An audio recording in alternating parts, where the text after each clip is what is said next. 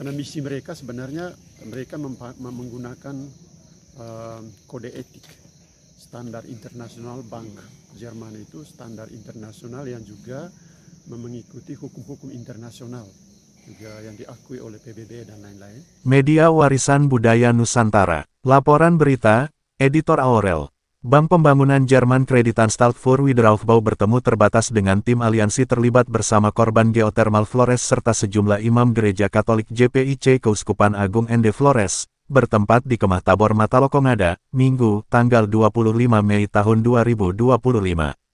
Pertemuan ini berkaitan langsung dengan paparan data, presentasi kondisi real maupun kajian multi-aspek terkait sikap gereja yang sebelumnya menyatakan menolak proyek geothermal di wilayah Flores Lembata Nusa Tenggara Timur. Kreditanstalt für Wiederaufbau merupakan bank promosi terkemuka di dunia yang berfokus pada pembiayaan dan promosi pembangunan berkelanjutan. Bank ini merupakan lembaga publik yang sebagian besar dimiliki oleh pemerintah federal Jerman dan negara-negara bagian Jerman. Kreditanstalt für Wiederaufbau memiliki peran penting dalam meningkatkan kondisi ekonomi, sosial, dan lingkungan, baik di Jerman maupun di seluruh dunia.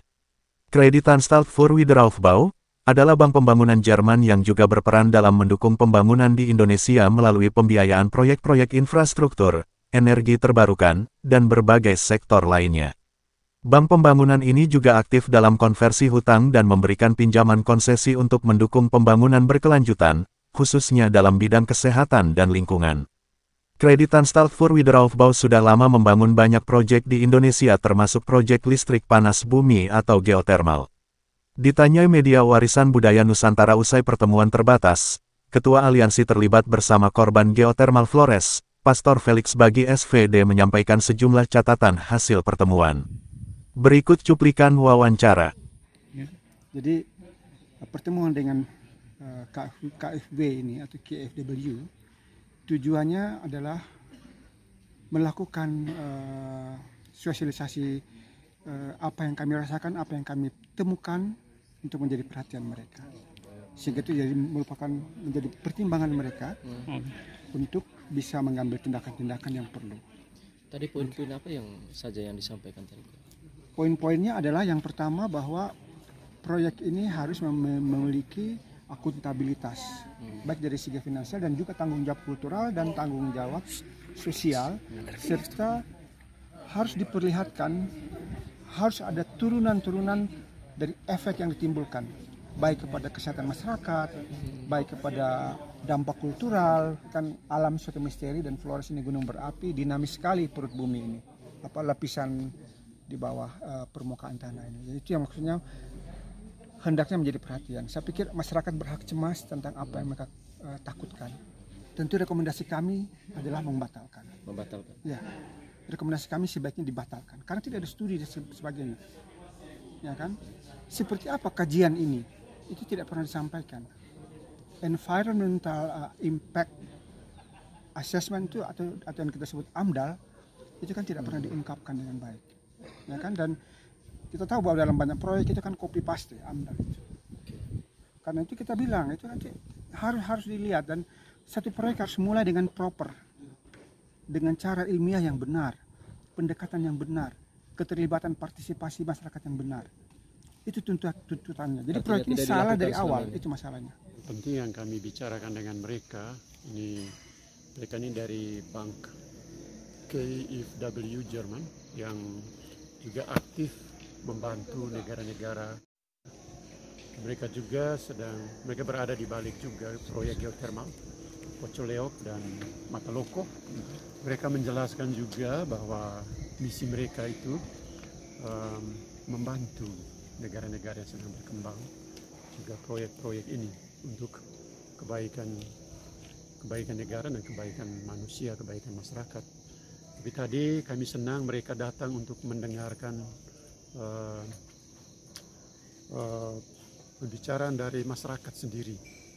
Ya, tadi kami undang korban, mereka mendengar sharing kehidupan dari masyarakat tentang banyak hal berhubungan dengan proyek geothermal yang sedang dibangun di sini.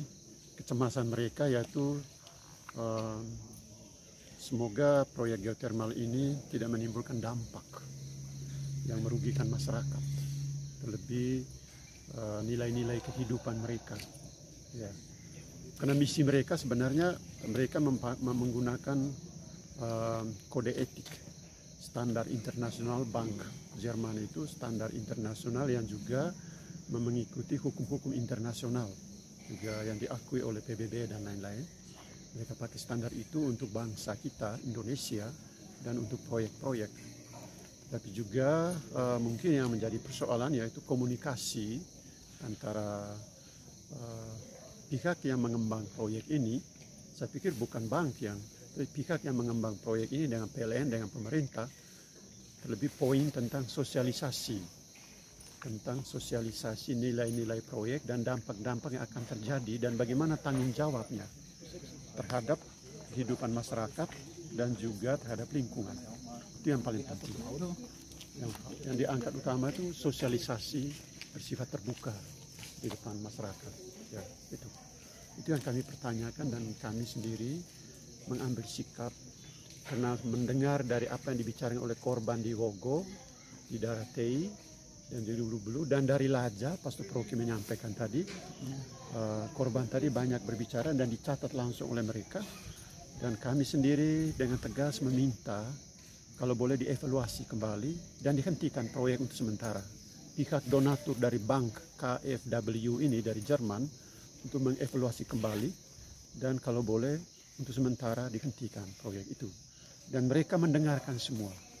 Tapi ketika kami mengundang mereka mendengar langsung dari masyarakat yang kena dampak, mereka langsung memberi reaksi lain, memberi tanggapan yang lain tentang hal ini. Gitu.